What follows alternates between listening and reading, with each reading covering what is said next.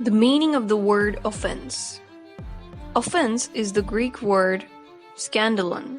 It means trap, stumbling block, or bait. In earlier times, this word was used to describe the bait that was placed on a curved and flexible rod used to trap animals.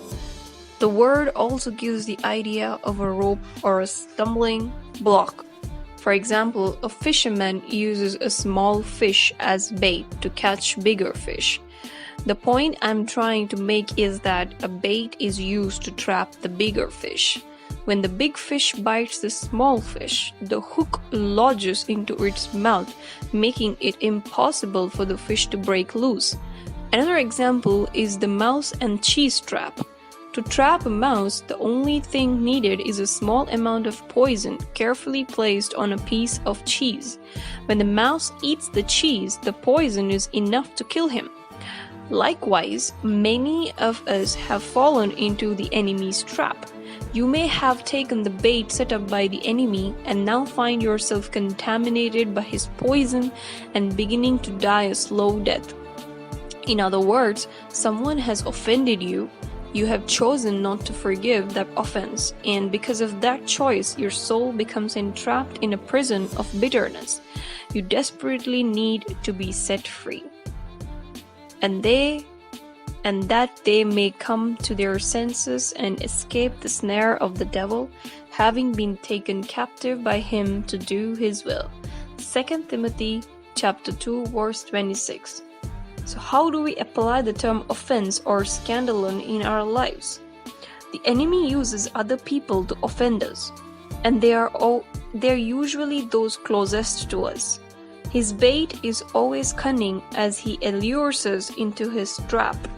Remember, each time someone does or says anything to offend you, it is the bait to lure you into his trap and cause you to stumble.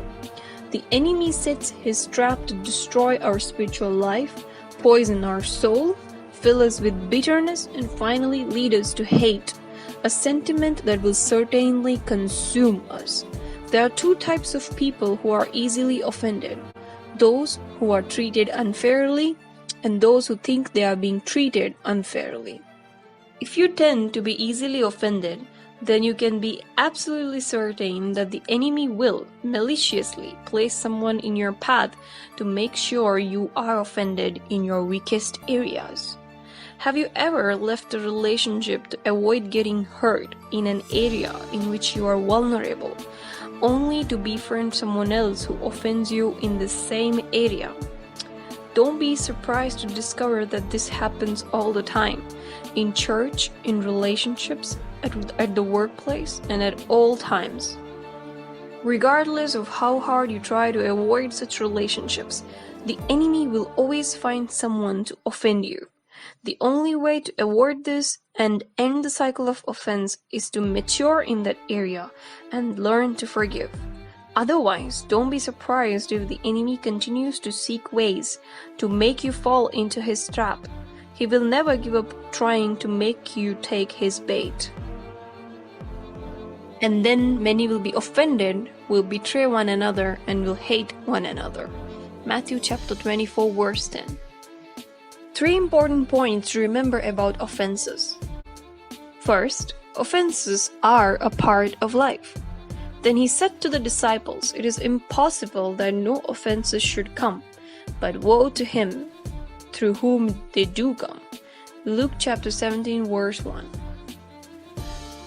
Regardless of your relationships, where you go, or even if you try to hide or raise protective walls around you, offenses will always find their way to you.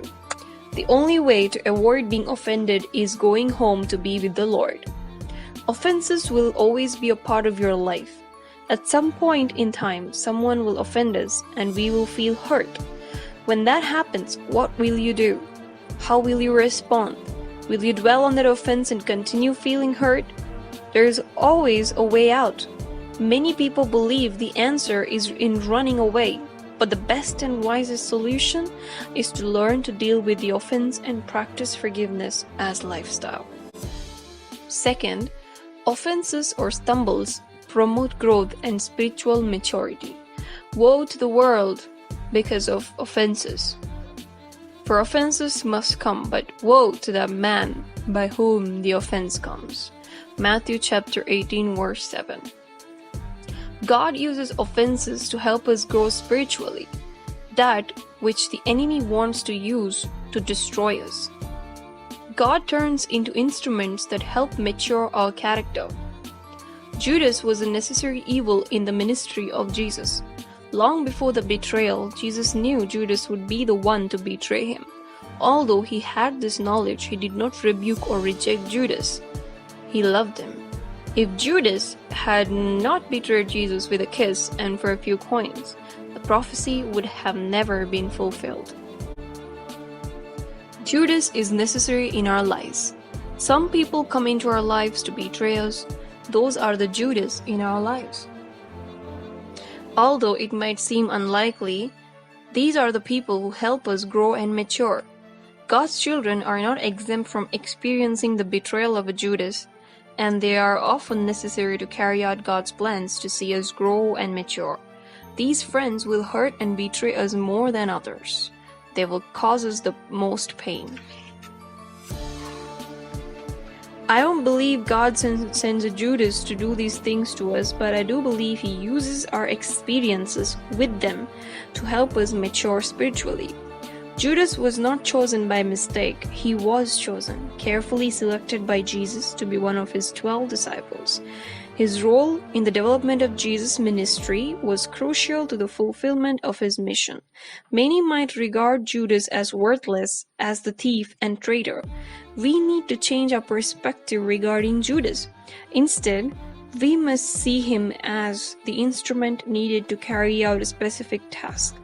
As far as we are concerned, those who would be considered a Judas in our lives will serve to help us mature and develop the character and virtues of Christ, even if they cause us pain and misery. Third, offenses will sift those who are approved. For there must also be factions among you, that those who are approved may be recognized among you. 1 Corinthians chapter 11 verse 19. Those who are not God's children will be unable to forgive. They will run.